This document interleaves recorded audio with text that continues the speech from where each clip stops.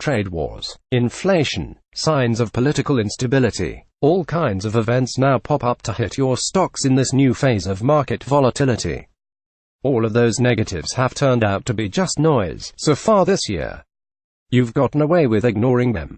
After all, despite the ups and downs, the Dow Jones Industrial Average DJIA minus 0.50% and the S. But there's one big potential negative out there that someday is going to make your stocks go down and keep heading low at recession. To round up the key signals that will tell you the big one is on the way so you can move toward cash in time, I recently spoke with about a half dozen investors and strategists who have been around long enough to watch at least a few bull markets turn into bears. Counterpoint: 7 reasons to stop worrying and instead stick with stocks. Essentially, most of those signs are late cycle indicators that have reliably signaled the end of growth in the past, which means the end of the bull market for stocks too. 1. Inverted yield curve. This is the silver bullet recession indicator.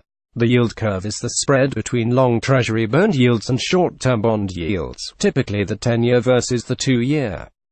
Since 1962, the yield curve inverted ahead of all 7 recessions with a lead time of 5 months or more, says Credit Suisse global equity strategist Andrew Garthwaite. It gave a false positive once. Don't get spooked into selling stocks just because the yield curve flattens, cautions Bobol, chief equity strategist at Nuveen Asset Management. Stocks can continue to do quite well after the yield curve flattens. It's the inversion that matters.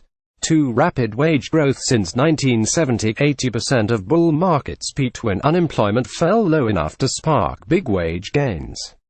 This means it fell below the non-accelerating inflation rate of unemployment (NAIRU). When that pushes wage growth into the 3% to 4% range, it causes problems because that's when payrolls really start to bite into profit growth, says Charles Shriver, manager at the T. Rowe Price Global Allocation Fund (RPGAX) minus 0.16%. Right now we are at 2.6% wage growth. So we have leeway. We might already be in the NAIRU danger zone. The Federal Reserve puts NAIRU at 4.6%, and unemployment is at 4.1%.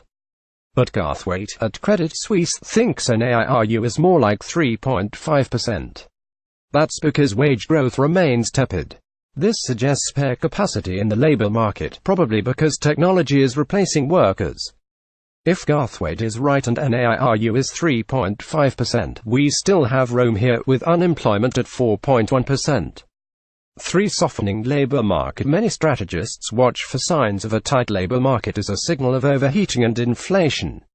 But T. Rowe Price chief economist Alan Levinson also likes to watch for signs of labor market weakening in indicators like weekly initial jobless claims. When those start drifting up, that will signal we are moving into a slower growth phase that precedes a recession, he says. Employment growth is a critical indicator of where you are in the cycle. A 10% increase in weekly jobless claims would be a yellow light. The 4-week average was recently around 225,000.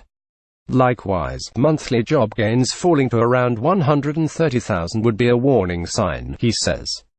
Over the past year, the average was around 190,000. 4. Political friction in Europe. Negative political developments can take investors by surprise and shock markets. While some investors worry about U.S. political stability given the unpredictable nature of President Donald Trump, Calamus Investments portfolio manager Michael Grant has his eyes on Europe. A slowdown in growth may aggravate concerns about immigration and disagreements among member states over monetary and fiscal policy, factors contributing to the rise of separatist movements and protest parties. Europe is struggling with its political future, and there is no consensus, says Grant. The UK won't be the last country to leave Europe. 5. Inflation. When inflation starts to ramp up, investors begin to have doubts about stock market valuations. That's because higher inflation means higher costs for companies, and lower profit margins. The critical cutoff is around 3% for inflation, says John Aprazis, Chief Investment Officer of Evercore Wealth Management. Aprazis thinks inflation will remain tame. Factors like technology, cheap foreign labor and aging demographics, older people make and spend less, will continue to put downward pressure on prices. This makes sense, but it remains to be seen, given the tight labor markets, which typically spark wage inflation. 6. Rising bond yields. Higher bond yields have been a great signal of looming problems for stocks over the past 5 decades. The key here is to avoid thinking that there's a specific bond yield level that spells trouble. Instead, it's how much yields go up that matters. Bond yields have fallen so steadily over the past decade that it would be easier to get lulled into complacency. How much is too much? Historically, a rise in the 10-year Treasury bond yield of about 2 percentage points over about 2 years has signaled problems ahead, says Jim Paulson, chief investment strategist at the Luthold Group.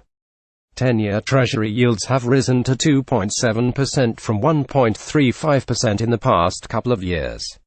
So we are almost there. A rise above 3% this year would be on par with similar periods in the past that led to crisis, says Paulson. Garthwaite at Credit Suisse puts the critical level at 3.5%. 7. Narrowing profit margins. Consistent declines in corporate profit margins mark the final downhill slide toward recession, says Levinson. You can follow company-reported profits to get a sense of this. But for the big picture, Levinson prefers Bureau of Economic Analysis (B) reports on corporate profits per unit of real gross domestic product (GDP). Here, the B defines profits as sales minus labor costs, depreciation, interest and taxes.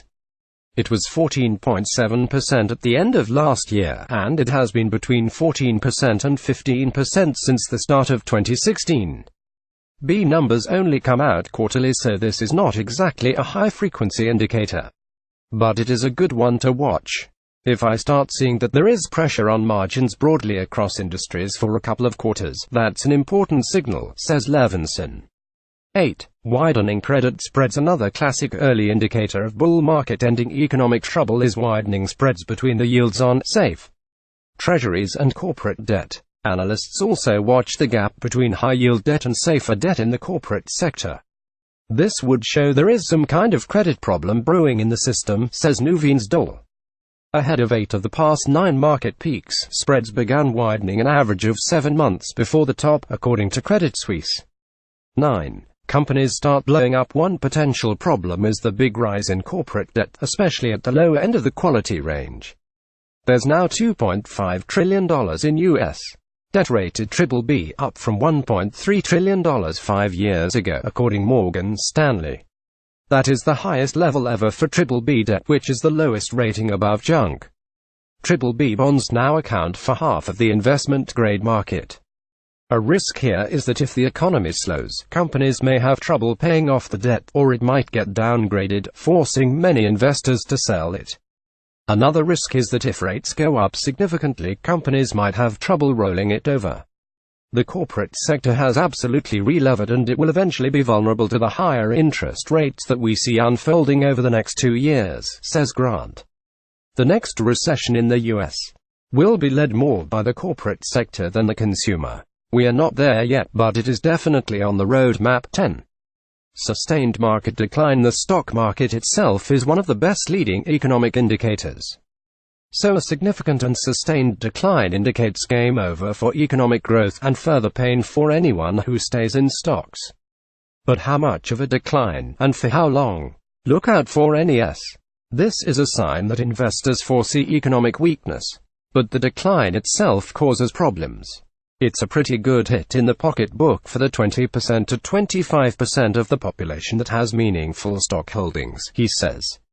It can also rattle the confidence of everyone else. At the time of publication, Michael Brush had no positions in any stocks mentioned in this column. Brush is a Manhattan-based financial writer who publishes the stock newsletter, Brush Up on Stocks. Brush has covered business for the New York Times and The Economist Group, and he attended Columbia Business School in the Knight Bagehot program.